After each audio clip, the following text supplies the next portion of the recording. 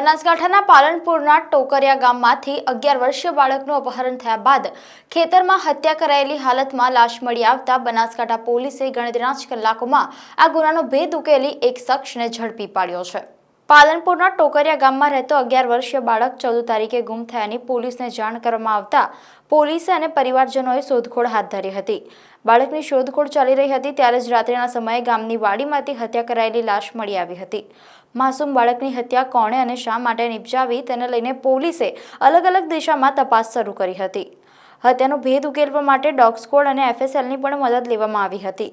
શંકાના આધારે પોલીસે ફારૂક જમાલ દાઉદ નામના શખ્સને પોલીસ સ્ટેશનમાં બોલાવી પૂછપરછ કરતા પોતે જ હત્યા કર્યાની કબૂલાત કરી હતી।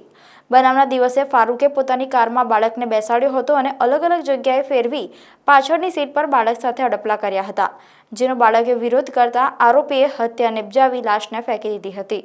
આરોપીની ધરપકડ કરી વધુ તપાસ હાથ ધરવામાં આવી રહી છે।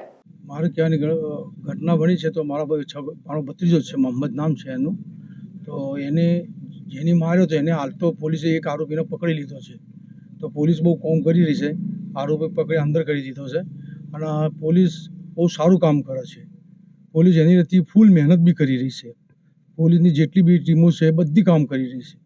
તો હાલ તો એક આરોપી પકડ્યો છે। હાલ અમને એવું દેખાય કે આરોપી તો એક જ છે।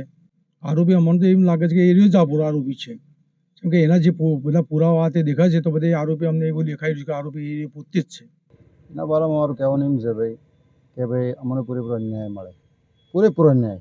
એના માટે અમે પોલીસ પર પૂરેપૂરો વિશ્વાસ છે અમને, અને પોલીસ એન્ડ સુધીથી જે બનાવ અમે પોલીસને જાણ કરી ત્યારથી આજ સુધી બહુ ઝીણવટ પોલીસ આનું કામ કરી રહી છે, અને મને પૂરેપૂરો વિશ્વાસ છે પોલીસ ડિપાર્ટમેન્ટ ઉપર કે આરોપીને ઝડપી લેશે અને અમને ન્યાય મળશે।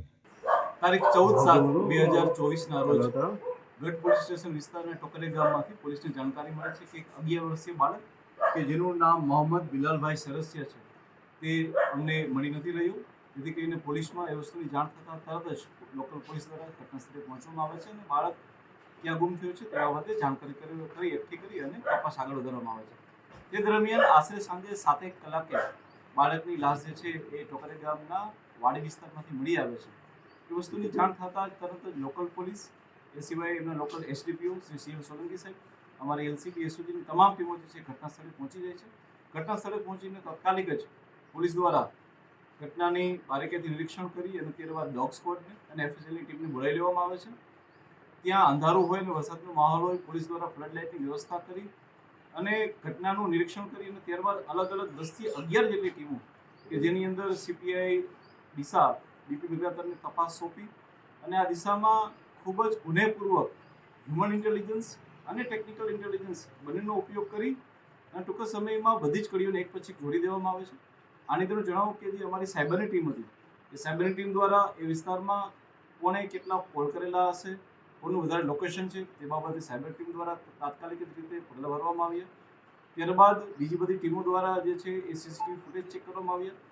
જે બાકીની 10થી 11 ટીમો કે જે અમારા ડીવાયએસપી સીએમ સોલંકી અને એલસીબી એસઓજીની સાથે રહીને બનાવવામાં આવી હતી, તે ટીમો દ્વારા 7000ની વસ્તી ધરાવતા આ ટોકરિયા ગામમાં કયો વ્યક્તિનું વર્તન શંકાસ્પદ છે, કયો વ્યક્તિ અચાનક ગાયબ થયેલો છે અને કયો વ્યક્તિ કેટલીક આવી પૂર્વ માનસિકતાઓ ધરાવે છે એ બાબતે ઊંડાણપૂર્વક તપાસ કરવામાં આવી અને તપાસના અંતે ફક્ત ગણતરીના કલાકોમાં જ એક વ્યક્તિ કે જેનું નામ ફારૂક જમાલ દાઉમા છે તેને પોલીસ દ્વારા પૂછપરછ માટે અહીંયા એલસીબી ઓફિસે લઈ આવવામાં આવે છે।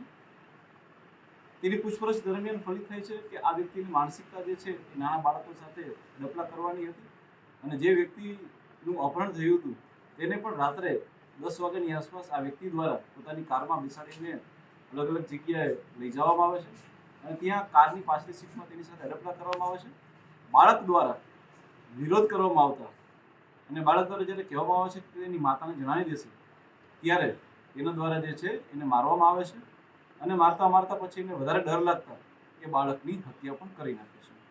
આ બધી વસ્તુઓના સાયન્ટિફિક પુરાવા પોલીસ દ્વારા એકઠા કરવામાં આવેલા છે, એફએસએલને બી મોકલી આપવામાં આવેલા છે। આ સિવાય જે નવો કાયદો આવ્યો છે એ નવા કાયદા મુજબ આપણે તમામ વસ્તુઓને એ સાક્ષ્યની અંદર એના ઓડિયો, વિડીયો રેકોર્ડિંગ અને ફોટાને બી હાલમાં મૂકવામાં આવ્યા છે, જેથી કરી અને આરોપીને કડકમાં કડક સજા મળે। અગાઉ આરોપી સાહેબ કોઈ સાથે એને ગુનાહિત ધરાવતા એવું કંઈ સંભળાય છે? કાગળ ઉપર આજ દિન સુધી પોલીસના ચોપડે એની આવી કોઈ વસ્તુ છતી થઈ નથી, પરંતુ એ વિસ્તારના અલગ અલગ આગેવાનો અને લોકોની સાથે વાતચીત કરતા આવા 1 થી 2 વસ્તુઓ આ જ વ્યક્તિ દ્વારા ભૂતકાળમાં થયું હોવાનું હાલમાં પોલીસ દ્વારા ફલિત થયેલું છે. તે બાબતે બી હાલમાં તપાસ ચાલુ છે.